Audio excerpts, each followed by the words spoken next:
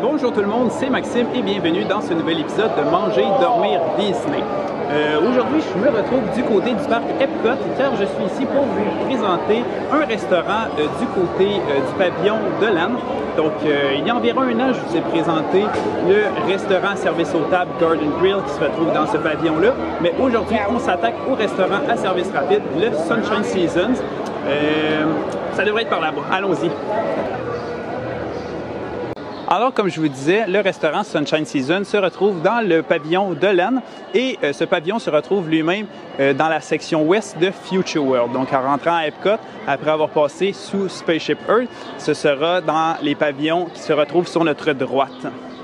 Alors voilà, le pavillon de l'Anne, nous y voilà. Donc, c'est aussi dans ce bâtiment-là qu'on va retrouver l'attraction de Soarin' et Living with the Land. Donc, on reconnaît le bâtiment par son volcan en verre qui orne tout simplement le bâtiment. Son entrée est en pente parce que ça représente vraiment le dénivelé qu'on retrouve sur un volcan. Mais pour le petit fait intéressant, le pavé au sol est rouge pour représenter la lave qui vient tout juste de sortir du fameux volcan.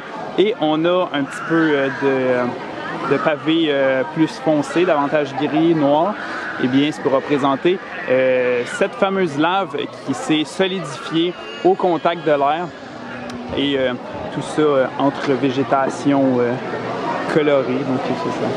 C'est vraiment une très belle entrée de pavillon avec une belle murale ici, représentant tout simplement le sol, la terre, qui a différentes petites. En rentrant tout juste dans le pavillon, on est au deuxième étage et on a une super vue d'ensemble de tout ce qu'on retrouve ici. Donc, juste en face de nous, de l'autre côté, on a le Garden Grill, donc le fameux restaurant que je vous parlais. Sinon, on a l'attraction de Soarin' sur la gauche et puis Living with the Land à droite. Et le Sunshine Season, eh bien, il prend tout le reste de l'espace. Donc, cette grande aire ouverte-là, cette grande cafétéria, si on veut, je vais vous montrer un petit peu plus en détail rendu en bas, ça ressemble à quoi. Tout ce qu'on retrouve dans ce restaurant-là est complémentaire à l'idée du pavillon. Donc déjà, c'est tout vitré pour vraiment rappeler le soleil. C'est pas pour rien que ça s'appelle Sunshine Seasons. On veut des rayons de soleil qui nous accompagnent lorsqu'on mange. Et puis, si par temps plus gris ou en soirée, on veut quand même venir manger, bien, les rideaux, les rubans jaune, orange et vert pâle viennent nous rappeler ces fameux rayons de soleil. Les luminaires du restaurant reprennent une certaine architecture de certains arbres. Tout ça pour rappeler l'importance de la végétation sur notre belle planète. Et évidemment, on a chacune des montgolfières qui représentent les saisons qui sont en cycle autour de la Terre. Mais le plus important, c'est le menu qui est vraiment excellent avec ses mille et une saveurs, dont la plupart des ingrédients viennent des serres qu'on voit dans l'attraction Living with the Land. Donc tout ce qui est fruits et légumes, il y en a une très bonne partie qui viennent de cette attraction. Donc toujours bien le fun à savoir. Donc là, on va aller voir le menu un petit peu plus proche, puis c'est vraiment très complet. On a des offres autant pour déjeuner, on a des pâtisseries avec des cafés spécialisés, on a plusieurs sortes de sandwichs, on a tout ce qui est de la nourriture plus asiatique, sinon des soupes et salades amplement. On a leur fameuse section du grill, donc c'est plutôt des viandes diverses et variées. Et on a aussi également une sélection de menus enfants.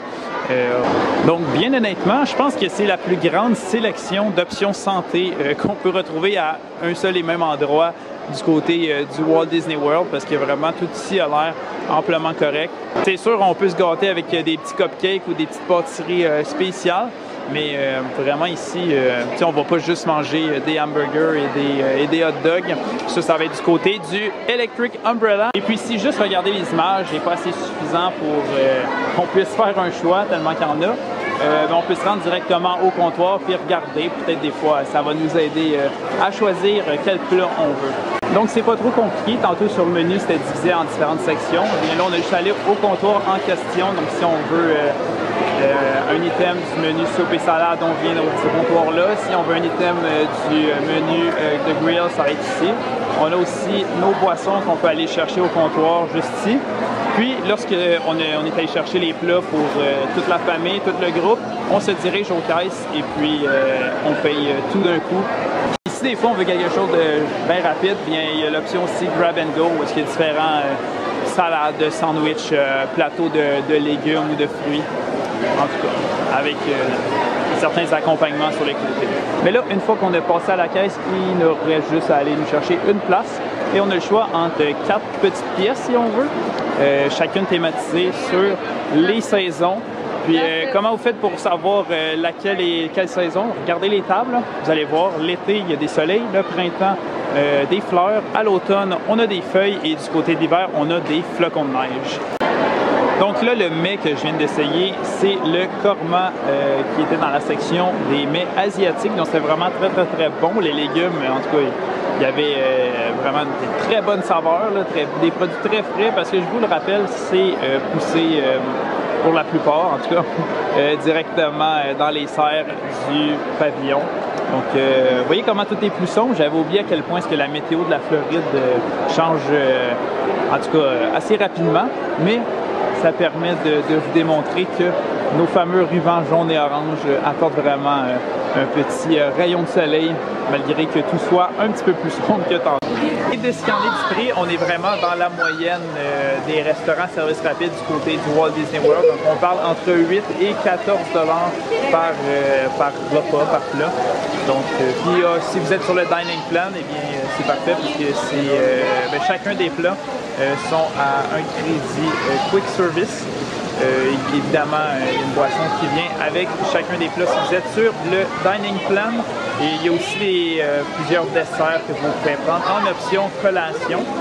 Donc, c'est pas mal ça qui fait le tour pour aujourd'hui. Donc, merci beaucoup tout le monde d'avoir écouté cette vidéo. On se dit à la prochaine pour une prochaine vidéo qui va vraiment arriver assez rapidement.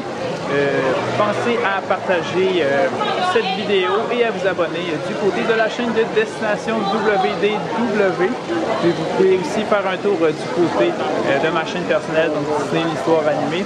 Et si vous avez un voyage que vous prévoyez du côté d'une destination magique, n'hésitez pas à nous contacter WD World en écrivant soit à Charles et Jean-Philippe du côté du c@wdworld.com. Sinon, vous pouvez me contacter directement au maxime@wdworld.com. Ça va nous faire un réel plaisir de vous aider à la planification et à la réservation de votre voyage du côté du Walt Disney World.